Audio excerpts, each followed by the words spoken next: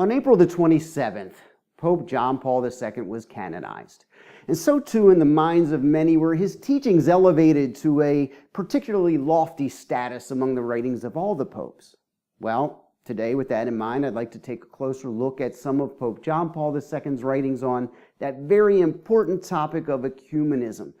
Now, my purpose in this video isn't so much to speak to the traditional-minded Catholics out there, but more so to those who might consider themselves more properly conservative. Those of you who hear the ecumenical tone of our churchmen today and sense that something isn't quite right. I want to speak directly to those of you who perhaps realize that there is some sort of disconnect somewhere, but you just can't seem to put your finger on what it is. Now, for my more traditional viewers, I'd like to ask that you please consider passing this video along to such persons on my behalf.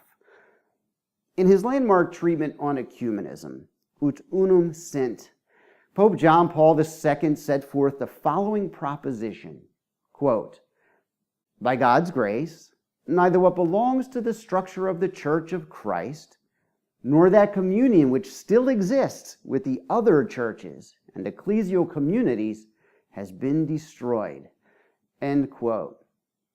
For those unaware, other churches is a reference to the schismatic Orthodox churches, the Russian Orthodox, the Greek Orthodox. Ecclesial communities refers to the many thousands of Protestant communities from the First Avenue Bible Fellowship in Anywhere Town, USA, to the Church of England, and everyone in between. Now, know very well what Pope John Paul II is saying here. He's telling us that among these many thousands of communities, communion still exists with the Church of Christ and themselves. And what is the Church of Christ? Well, as the perennial teaching of the popes throughout the centuries most certainly attests, it is, of course, the Holy Catholic Church. And so the question one might ask is simply this: do the thousands upon thousands of heretical communities that dot the landscape, the same that deny the Most Holy Eucharist, deny the holy sacrifice of the Mass and the priesthood, deny the Pope and the Blessed Virgin Mary, and on the denials go, do they really have communion with the Catholic Church? Is it there, but only in some degree? Or are these communities outside Catholic communion? Well, Pope John Paul II said that communion still exists. And this is why our churchmen today so often speak to and speak about Protestants as if there's no need whatsoever for them to renounce their heresy and return to the one true Church of Christ. And indeed, if communion does still exist with the one true Church of Christ, well, if that communion's there with the solitary means of salvation, what's to be gained by insisting that the return to Rome should take place, other than perhaps to create a little bit of animosity? Now at this, we have to consider what previous popes had to say on the matter. Pope Leo XIII, for example, taught very clearly, quote, "The practice of the Church has always been the same, as is shown by the unanimous teaching of the Fathers, who were wont to hold as outside Catholic communion and alien to the Church whoever would recede in the least degree from any point of doctrine proposed by her authoritative magisterium." End quote. Now, this is very important. Notice that Pope Leo is appealing to two things. Number one, he tells us that the doctrine that he is setting forth here, quote, has always been the same. In other words, it's the constant witness of the Catholic Church. Secondly, he appeals to nothing less authoritative than the unanimous teaching of the Fathers of the Church. Now this, my friends, is the very essence of the Church's definitive teachings. In other words, the immutable dogmas of the Holy Catholic faith. Now, pay close attention to the dogma that Pope Leo XIII is repeating here after the manner of those who came before him. He said that those who recede in the least degree from any point of Catholic doctrine are indeed outside Catholic communion. The Holy Father even goes so far as to say that they are alien to the Church.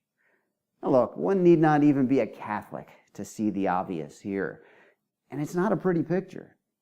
Pope John Paul II in Ut Unum Sint, soundly rejected this dogma of the Holy Catholic faith when he said, quote, "Communion still exists with the Church of Christ and the other churches and ecclesial communities." So what are we to make of all of this? Well, look, it isn't very complicated at all. In his rejection of the dogma of the Catholic faith regarding communion with the church among the heretics, John Paul II very clearly is guilty of material heresy. In other words, the material that he plainly taught is a departure from that which the church has always taught. It is, in fact, heretical. Now, does that make him a formal heretic, a person who knowingly rejected the immutable faith of the Catholic Church? Well, this is something that we can't say. In truth, for the purposes of this present discussion, it doesn't really matter. What does matter, however, for us, is coming to terms, in spite of how painful doing so might be, with the simple and plain fact that our churchmen, as evidenced by their ecumenical tone today, have come to fully accept the heresy that was put forth by John Paul II, the one that maintains that the heretics still enjoy communion with the Catholic Church. And yet, as the unanimous teaching of the Fathers of the Church most certainly attests, they do not. In behaving and speaking as if they do, countless souls have been relegated to dying without the sacraments. God help us. So what now?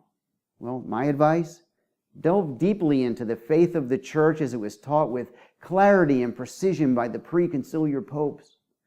Become intimately familiar with it so you too can spot these terrible offenses against our blessed Lord whenever and wherever they may happen to occur, so that you might stand on the solid ground of sure doctrine and might even perhaps be afforded an opportunity to help others do the same.